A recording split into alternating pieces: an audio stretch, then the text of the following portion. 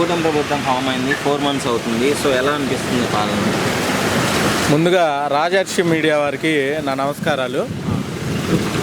ఈరోజు గడిచిన 5 సంవత్సరాల్లో వైసీపీ చేసినటువంటి అరాచక పాలనను, నాశనం చేసినటువంటి వ్యవస్థలను కాపాడుకుంటూ ఆ వ్యవస్థలకి పునర్జీవం ఇవ్వాలనేటువంటి ఉద్దేశంతో చాలా పారదర్శకంగా ఎవరెవరు తప్పులు చేశారో వాళ్ళందరినీ దూరంగా పెడుతూ ప్రణాళికాబద్ధంగా రాజ్యాంగబద్ధంగా సంస్థలన్నింటినీ ఒక మంచి నడవడికలోకి తీసుకురావాలనేటువంటి ఉద్దేశంతో ఈరోజు అధికార పార్టీ చంద్రబాబు నాయుడు గారు ట్రాన్స్ఫర్లు వ్యవస్థల్ని పునర్నిర్మాణం చేసేటటువంటి విధంగా చేయడం వలన ట్రాన్స్ఫర్లు లేట్ అవ్వడం వలన ఇప్పుడు దాకా టైం పట్టింది. గత ప్రభుత్వానికి ఇప్పటికీ కనుక మనం పరిశీలించుకుంటే ముందుగా పోలీస్ వ్యవస్థలో పునర్నిర్మాణం కానీ, ప్రజలు అనేక కష్ట నష్టాలు బాధలు ఇబ్బందుల నుంచి కానీ ఈరోజు ఇసుక ఫ్రీ పాలసీ తీసుకొచ్చారు. అలాగే దీపావళికి ఫ్రీ గ్యాస్ ఇస్తా అంటున్నారు. వీటన్నిటినీ చూసుకుంటే కేవలం 4 నెలల్లోనే రాష్ట్రాన్ని మళ్ళీ గాడిలో పెట్టగలిగినటువంటి ఏకైక నాయకుడు నారా చంద్రబాబు నాయుడు గారు.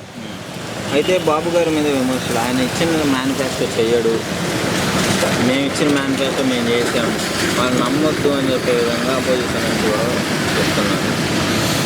అంటే మనం గమనించుకోవాలి, గడిచినటువంటి 5 సంవత్సరాల్లో ఈ వైసీపీ ప్రభుత్వంలో 10 లక్షల కోట్ల రూపాయల అప్పు తేవడం జరిగింది.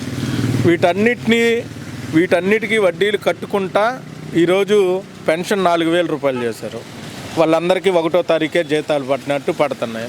మళ్ళీ ప్రభుత్వ రంగ సంస్థల్లో ఉన్నటువంటి ప్రతి ఉద్యోగికి కూడా 1వ తారీఖు జీతాలు పడుతున్నాయి. ఎప్పుడూ లేని విధంగా వైసీపీ ప్రభుత్వంలో ఈరోజు ప్రణాళికాబద్ధంగా రాజ్యాంగబద్ధంగా పరిపాలన కొనసాగిస్తూ ఉన్నారు.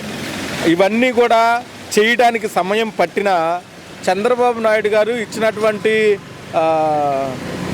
6 ప్రణాళికలు, 6 సంక్షేమ పథకాలు ఖచ్చితంగా అమలు చేస్తాడు.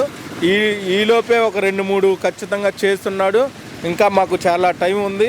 ఇవన్నీ ప్రజలకు అందించాలంటే ముందుగా వైసీపీ ప్రభుత్వంలో 2,70,000 దొంగ పెన్షన్లు పెట్టుకోవడం జరిగింది. వాటన్నిటిని తీసేస్తే ఆ డబ్బులు, అలా వచ్చినటువంటి డబ్బులన్నీ కూడా ఈరోజు మద్యం పాలసీలో దగ్గరగా 1,800 కోట్ల రూపాయలు ప్రజలకు అందుబాటులోకి వచ్చినాయి. ఇవన్నీ కూడా చేయడానికి కొంత సమయం పడుతుంది. కాబట్టి ప్రతిపక్షాలు అన్నాక ఖచ్చితంగా ఏదో ఒకటి ప్రభుత్వాల మీద నిందలు వేస్తూ ఉంటాయి. వాటన్నిటినీ పట్టించుకుంటూ పోతే ఎవరు కూడా పరిపాలన సాగించలేరు.